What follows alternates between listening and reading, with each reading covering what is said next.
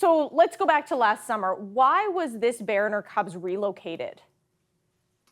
Yeah, so the story kind of starts last May. She first kind of came onto our radar then. She was spending a lot of time in some high human use areas with her cubs, so roadsides, on the golf course, in some areas where there were a lot of people. And during that time, our staff was managing her, trying to keep her out of those areas and trying to keep people away from her. But she was just exposed to people in close proximity for a long period of time, mostly people in cars, a lot of what we call bear jams, so traffic jams where people stop to look at bears and take photos. But in the end, she just got really habituated. She got really used to people being around. She became very comfortable around people. And then near the end of July, she walked into a picnic day use area at Lake Annette, just outside of Jasper. And as she and her cubs walked into the area, people retreated to their vehicles. When they did that, she and her cubs had access to some of the food they left behind, and so they ate some human food. So for us, that sort of crosses a line from a habituated bear to what we would call a food-seeking or food-conditioned bear, and that we just worry a bit more about a bear like that. There's more opportunity for her to get into direct contact with people and for conflict. And since we're always worried about human safety, wildlife safety, we decided to move her out of that high human use area to a place where she just might not come in contact with people so much. So we caught her and her cubs in what we call a family trap, and we took her south 50 kilometers out of town and relocated her to a new area. But now she's back.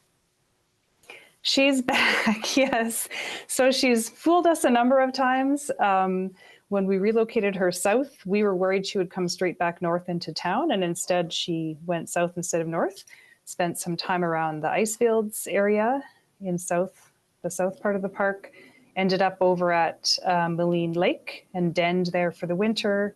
This spring, when she came out of her den, she walked through a couple campsites on Moline Lake and eventually made her way back down to the valley bottom here. So she's back in exactly the same area that she started in last summer.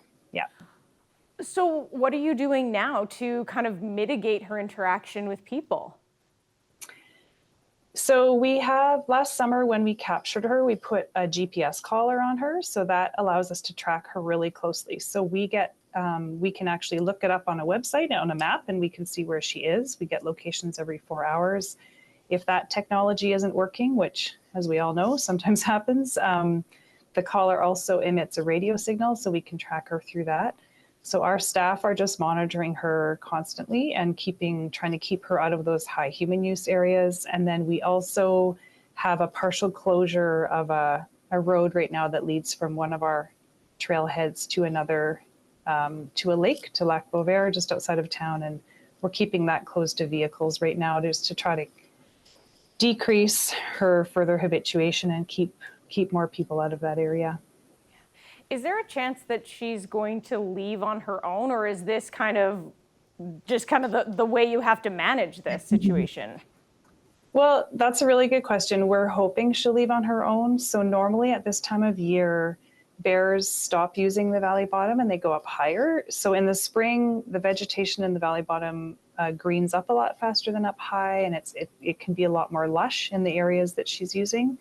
We're in the middle of a heat wave, so that vegetation might kind of die back, and sort of the normal pattern for a bear would be to go up to higher elevations and start using different food sources up there. So that's what we're hoping she'll do.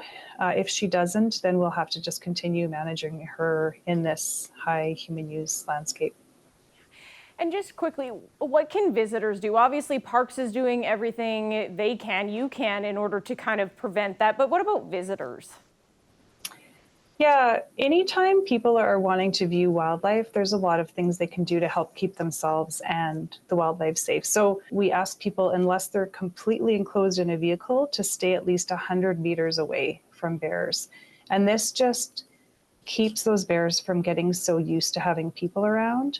And then the other big thing in the park is visitors always managing their food and what we would call wildlife attractants. So never leaving food behind, never leaving garbage that isn't in a bear-proof garbage bin, never leaving anything around that those animals can get into, because we want to keep them from getting conditioned to that human food. Tracy, very interesting. I know a lot of people are taking in the beauty of what the national parks have to offer, especially in Jasper, but of course we want to do it safely. Thank you so much for joining us. Thank you.